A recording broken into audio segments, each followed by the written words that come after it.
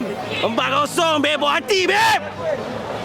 Fans Malaysia auto nangis kejang. Madam Pang berikan komentar sangat pedas dan mengejutkan begini soal timnas U17 Malaysia yang lagi dan lagi gagal lolos ke Piala Asia U17 2026 setelah kalah telak 4-0 dari Vietnam U17 tadi malam. Bahkan Safi Salih sampai ngamuk besar dan sebu Federasi FEM kayak gini di hadapan publik. Benarkah?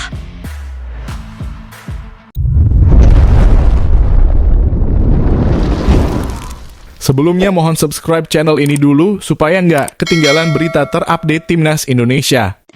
Kabar mengejutkan datang dari kancah sepak bola Asia Tenggara. Kegagalan timnas U17 Malaysia untuk kesekian kalinya melaju ke putaran final Piala Asia U17 2026 menjadi sorotan tajam.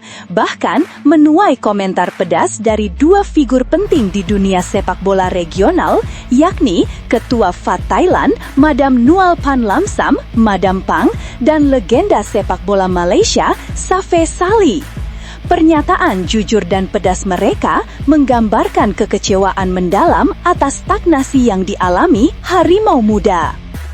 Putaran final Piala Asia U17 2026 akan semakin semarak dengan kehadiran timnas U17 Indonesia yang sudah memastikan tempat jauh hari sebelumnya. Namun, yang menarik perhatian adalah 3 tim dari Asia Tenggara yang juga melaju. Timnas U17 Thailand, Timnas U17 Vietnam, dan bahkan Timnas U17 Myanmar. Keberhasilan Myanmar yang notabene dianggap sebagai tim semenjana di kawasan ASEAN untuk merajai grup G dengan 10 poin, 3 kemenangan dan 1 hasil seri menjadi pukulan telak bagi Malaysia. Myanmar menunjukkan performa memukau, termasuk menahan imbang Suriah 2-2 di laga terakhir. Kegagalan ini bukan sekadar kegagalan biasa. Malaysia bukan hanya gagal lolos, tetapi dipermalukan oleh tim yang selama ini dianggap semenjana, yakni Myanmar U17. Kekalahan itu membuat Malaysia kembali menghuni posisi paling terpuruk di kelompok umur, jauh dari pencapaian tetangganya, Indonesia, yang justru baru mencetak sejarah gemilang di Piala Dunia U17 2025. Sementara Indonesia kini dipandang sebagai contoh modernisasi sepak bola Asia Tenggara, Malaysia justru seakan jalan di tempat, bahkan terlihat mundur. Kondisi inilah yang membuat dua tokoh ASEAN akhirnya angkat bicara secara belak-belakan. Dalam sebuah forum olahraga di Bangkok, Madam Pang tak kuasa menahan keterkejutannya melihat betapa buruknya performa Malaysia U17. Ia meluapkan pendapat jujur yang langsung heboh di media sosial. Saya benar-benar tidak habis pikir, Malaysia U17 ini dari tahun ke tahun tidak ada perkembangan sama sekali. Mereka terlalu banyak koar-koar, tapi tidak ada bukti konkret prestasi dari sisi manapun. Madam Pang menegaskan bahwa di level U17, gap kualitas antar negara sebenarnya tidak sejauh kelompok senior. Faktor fisik, taktik, dan kedalaman skuad relatif setara. Namun, anehnya, Malaysia justru makin tertinggal. Ini kelompok usia U17 loh, harusnya kualitas tidak terlalu jauh. Tapi buktinya Malaysia semakin terpuruk. Bandingkan dengan Indonesia U17 yang baru mencetak sejarah besar di Piala Dunia U17 2025. Perbandingannya sudah tidak masuk akal. Indonesia sekarang berada jauh di atas level Malaysia. Pernyataan itu seolah menjadi pukulan telak bagi Federasi Malaysia. Jika ketertinggalan dari Indonesia sudah dianggap wajar, kini Malaysia bahkan disorot karena kalah bersaing dengan Myanmar, tim yang biasanya berada di papan tengah ASEAN.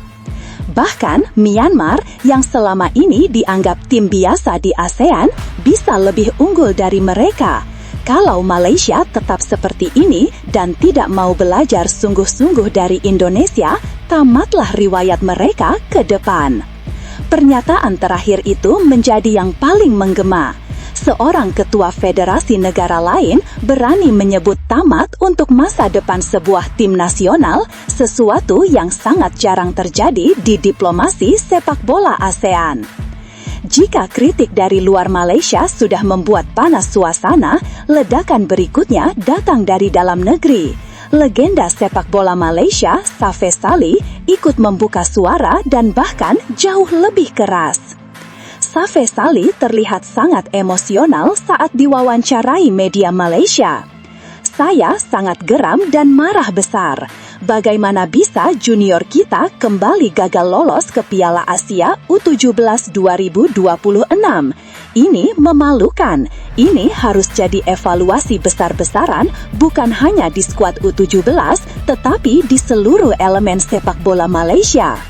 Legenda Harimau Malaya itu merasa Malaysia sudah terlalu lama stagnan. Tidak ada terobosan, tidak ada arah, tidak ada keseriusan. Mulai dari federasi, sistem pembinaan, infrastruktur, sampai fasilitas penunjang, semua harus dibedah ulang. Saya sudah bilang berkali-kali ke Ketua FAM, belajarlah ke Indonesia. Dalam beberapa tahun terakhir, Indonesia dinilai sebagai negara yang berhasil mengembangkan sepak bola dari akar hingga puncaknya. Mulai dari usia muda, akademi, liga, hingga pola manajemen tim nasional. Indonesia sudah berhasil dari tim junior sampai senior. Mereka punya visi, punya rencana, punya kompetisi usia muda yang berkembang. Tapi FAM malah sombong, merasa sudah hebat dan tak perlu belajar. Apalagi dari rival bebuyutan macam Indonesia. Safeh kemudian menutup pernyataannya dengan kalimat paling menohok. Sekarang lihat hasilnya, U17 kita kembali gagal total. Yang sedih ya fansnya. Kalau federasi, mereka santai-santai saja, tak ada yang terasa. Pernyataan itu langsung menyulut reaksi keras dari warganet Malaysia yang selama ini memang sudah gerah dengan stagnasi sepak bola negaranya. Sementara Malaysia terpuruk, 3 negara Asia Tenggara lainnya justru tampil perkasa dan mengikuti jejak Indonesia menuju putaran final Piala Asia U17 2026.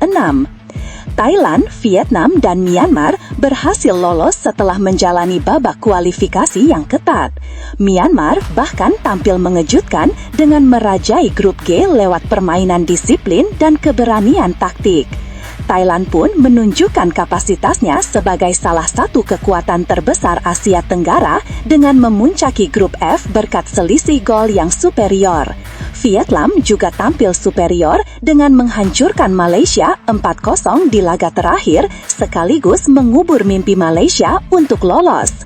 Di sisi lain, Indonesia sudah mengamankan tiket lebih awal karena mencapai perempat final edisi sebelumnya serta sukses mencuri panggung dunia berkat performa impresif di Piala Dunia U17 2025. Kontras ini membuat kritik terhadap FAM semakin sulit terbantahkan. Kegagalan U17 hanyalah puncak gunung es. Dalam beberapa tahun terakhir, tim senior Malaysia inkonsisten. Tim U23 dan U20 juga gagal bersaing di level regional, tidak ada roadmap jangka panjang yang jelas, program pembinaan muda dianggap ketinggalan era, klub-klub Malaysia pun mengalami masalah finansial. Sementara itu, negara-negara ASEAN lain, Indonesia, Vietnam, Thailand, tengah memasuki masa keemasan sepak bola berkat reformasi sistematis. Malaysia justru berada di persimpangan jalan. Apakah akan berubah atau semakin terpuruk? Pernyataan keras Madam Pang dan Safeh Salih hanyalah pemantik awal. Tanpa evaluasi menyeluruh, Malaysia bukan hanya akan gagal di level usia muda, tetapi juga kehilangan identitas sepak bolanya. Satu hal pasti, Asia Tenggara sedang berkembang pesat.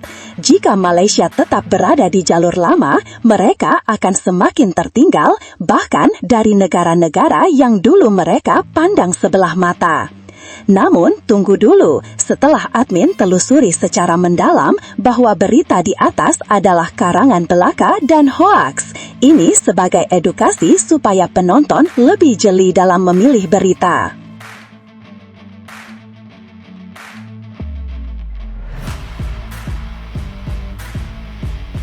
Karir Marcelino Ferdinand kembali menghadapi dilema serius setelah PSSI kembali menariknya untuk memperkuat timnas U22 Indonesia di SEA Games 2025. Pemain muda yang disebut-sebut sebagai salah satu talenta terbesar Indonesia itu terpaksa menggadaikan perjalanannya bersama AS Trencin demi memenuhi panggilan negara, situasi yang sayangnya bukan pertama kali dialaminya. Sejak masih remaja, Marcelino memang tidak pernah benar-benar bisa fokus di level klub. Ledakan performanya di usia yang sangat muda membuatnya harus mondar-mandir membela tim nasional di berbagai kelompok umur. Hampir setiap musim, jadwalnya selalu dipenuhi panggilan PSSI untuk mengikuti turnamen-turnamen yang tidak berada dalam kalender FIFA. Bahkan, sejak musim 2022-23, ia terus-menerus memperoleh Garuda Calling untuk tampil di ajang internasional yang tidak wajib diikuti klub. Hasilnya, sudah 4 musim berturut-turut, Marcelino tidak pernah menjalani 1 musim penuh bersama klubnya, karena berkali-kali harus absen demi tim nasional. Kondisi ini tentu mengganggu ritme perkembangan karirnya sebagai pemain profesional di Eropa. Musim ini, situasi serupa kembali terulang. Meski ia telah membantu Indonesia meraih emas SEA Games 2023, PSSI tetap bersikeras memanggilnya untuk memperkuat timnas U22 Indonesia di SEA Games 2025. Padahal, agenda SEA Games edisi ini berlangsung jauh lebih singkat dibanding 2 tahun lalu, mengingat grup C hanya berisi 3 negara. Indonesia hanya bermain 2 kali di fase grup. 8 Desember melawan Filipina, 12 Desember berjumpa Myanmar. Namun, yang membuat situasi kian sulit, PSSI meminta Marcelino bergabung lebih awal, bahkan lebih dari 1 minggu sebelum laga pertama. Hal ini membuat AS Trencin mengambil langkah tegas dengan mencoret namanya dari skuad pada pertandingan Liga Slovakia hari Sabtu 29/11/2025. Ketidakhadirannya pun langsung terlihat ketika Trencin menelan kekalahan 0-3 dari Dunajska Streda. Ketidakhadiran Marcelino tidak hanya terjadi pada 1 laga. Ia dipastikan absen dalam 3 pertandingan beruntun, versus Dunajska Streda, versus Prešov 7 Desember, versus Ružomberok 13 Desember. Setelah itu, Liga Slovakia akan memasuki libur musim dingin dan baru dilanjutkan pada Februari 2026. Artinya, jika Indonesia tersingkir di fase grup SEA Games 2025, Marcelino hanya bermain 2 pertandingan untuk Garuda Muda, namun harus kehilangan 2 bulan kompetisi bersama AS Trencin. Situasi ini mengingatkan kembali pada kejadian di ASEAN Cup 2024, ketika ajang tingkat Asia Tenggara tersebut justru memberi beban mental besar bagi Marcelino. Saat itu, ia dipandang sebagai tumpuan lini tengah timnas senior yang diisi banyak pemain U22. Sayangnya, beban tersebut membuatnya tampil kurang optimal hingga mendapat kartu merah melawan Laos, insiden yang kala itu sangat mempengaruhi kepercayaan dirinya. Melihat pola yang terus berulang, wajar jika banyak pihak mulai mempertanyakan apakah kebijakan menarik pemain muda untuk turnamen non-FIFA justru menghambat perkembangan mereka di klub, terutama yang berkarir di Eropa. Di satu sisi, panggilan negara adalah kehormatan, namun di sisi lain, kontinuitas di klub sangat vital untuk perkembangan pemain muda seperti Marcelino. Bagaimana menurut kalian? Apakah PSSI seharusnya lebih bijak mengelola panggilan untuk pemain muda yang berkarir di luar negeri? Ataukah membela timnas tetap harus menjadi prioritas utama apapun konsekuensinya untuk karir klub? Silahkan tinggalkan pendapat kalian.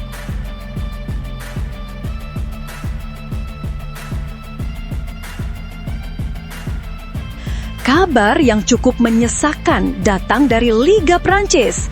Pelatih All-OSC Lille, Bruno Genesio, akhirnya mengkonfirmasi bahwa bek kiri timnas Indonesia, Kelvin Verdonk, mengalami cedera hamstring. Informasi ini sontak menjadi pukulan telak, bukan hanya bagi klub berjuluk Les Dogs, tetapi juga bagi para pendukung timnas Indonesia yang selama ini menaruh harapan besar pada konsistensi sang pemain. Genesio tak menutupi kekhawatirannya. Ia berharap pemain berusia 28 tahun itu bisa segera pulih dan kembali memperkuat tim dalam waktu dekat. Dalam situasi Lille yang membutuhkan stabilitas di lini pertahanan, kehadiran Verdonk jelas sangat berarti. Bek naturalisasi tersebut selama ini dikenal memiliki kontribusi besar, terutama dalam menjaga keseimbangan permainan tim di sisi kiri. Absennya Verdonk kembali terasa pada laga ketika Lille berhasil mengalahkan Le Havre dengan skor tipis 1-0 dalam lanjutan Liga Prancis 2025-2026. Pertandingan yang digelar di Stade Oceane, Le Havre, Prancis pada Minggu 30 November 2025 itu kembali menampilkan kekosongan di posisi yang biasanya ditempati sang bek. Namun kali ini, ketidakhadiran Verdonk bukan lagi absen beberapa waktu lalu usai menerima kartu merah, sehingga harus menjalani hukuman larangan bertanding.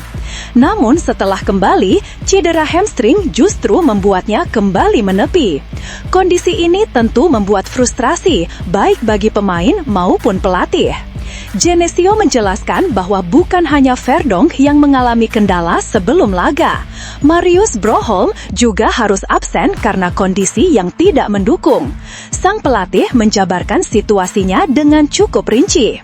Mengenai Marius Broholm, ia menderita radang amandel. Ia tidak berlatih kemarin atau sehari sebelumnya. Ia menjalani sesi latihan pagi ini, tetapi ia merasa belum cukup sehat untuk berpartisipasi dalam pertandingan, tutur Genesio, seperti dilansir dari Le Petit Lilos, Senin 1 Desember 2025. Tak lama setelah itu, Genesio memberikan pernyataan tegas mengenai kondisi Verdonk. Kelvin Verdonk kembali berlari pagi ini dan kami berharap ia dapat kembali sesegera mungkin. Ia mengalami cedera hamstring, ungkap Genesio. Cedera ini tentu menjadi kabar yang berat bagi para pendukung Lille maupun publik sepak bola. Verdonk sebelumnya merupakan salah satu pemain paling konsisten di lini belakang Lille, terutama karena kemampuannya dalam bertahan dan membantu proses build-up dari sisi kiri. Kehilangannya membuat struktur pertahanan tim harus kembali dirombak. Sejak awal musim, Kelvin Verdonk sudah membukukan 9 penampilan bagi Lille, termasuk 4 diantaranya pada kompetisi Liga Eropa 2025-2026. Catatan tersebut menunjukkan betapa pentingnya peran sang pemain dalam skema permainan Genesio. Namun hingga kini belum ada kepastian kapan Verdonk akan kembali merumput. Hamstring adalah cedera yang sulit diprediksi durasi pemulihannya, sehingga semuanya tergantung pada kondisi fisik sang pemain serta progres penyembuhannya. Yang jelas saat ini, Verdonk tengah menjalani pemulihan intensif untuk mengembalikan kebugarannya agar bisa kembali bermain tanpa risiko cedera lanjutan. Para pendukung hanya bisa menunggu dan berharap prosesnya berjalan cepat dan lancar. Menurut kalian, seberapa besar dampak absennya Kelvin Verdonk bagi Lille dan juga timnas Indonesia? Apakah klub seharusnya lebih berhati-hati menangani pemain yang baru pulih dari hukuman dan jadwal padat? Silahkan bagikan pendapat kalian di kolom komentar.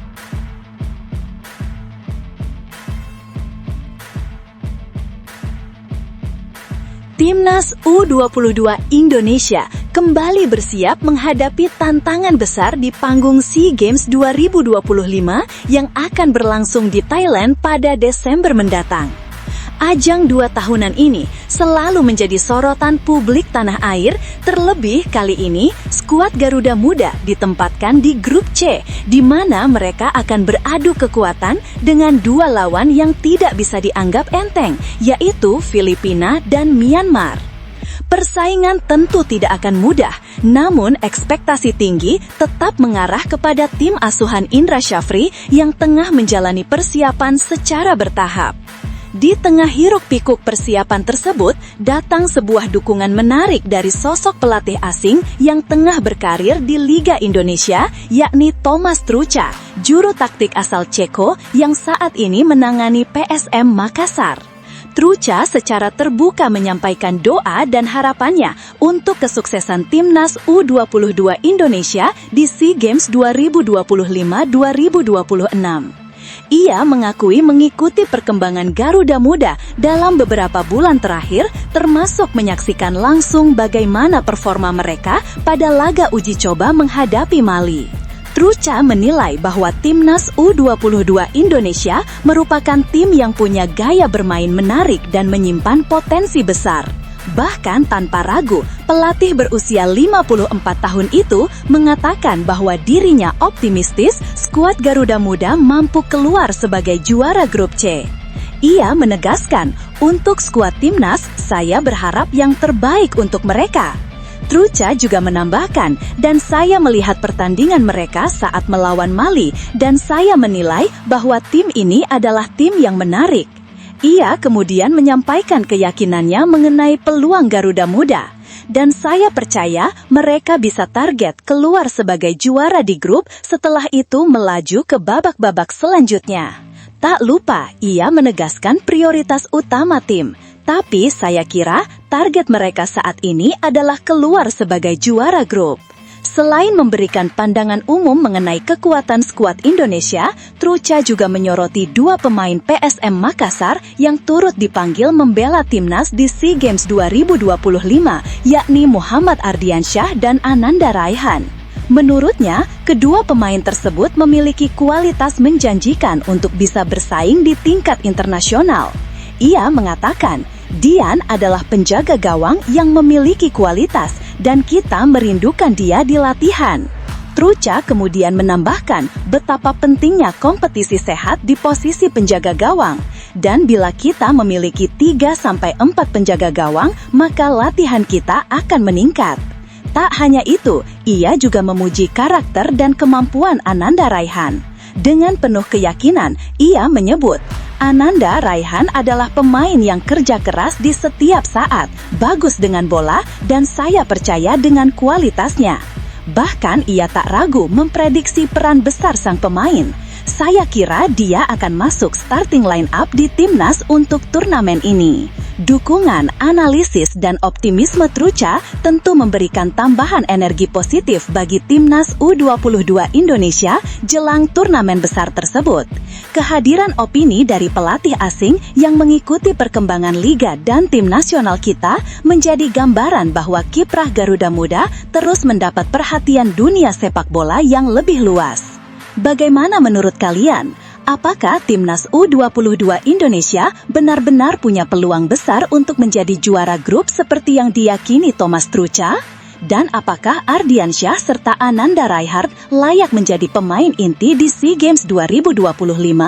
Tulis pendapat kalian.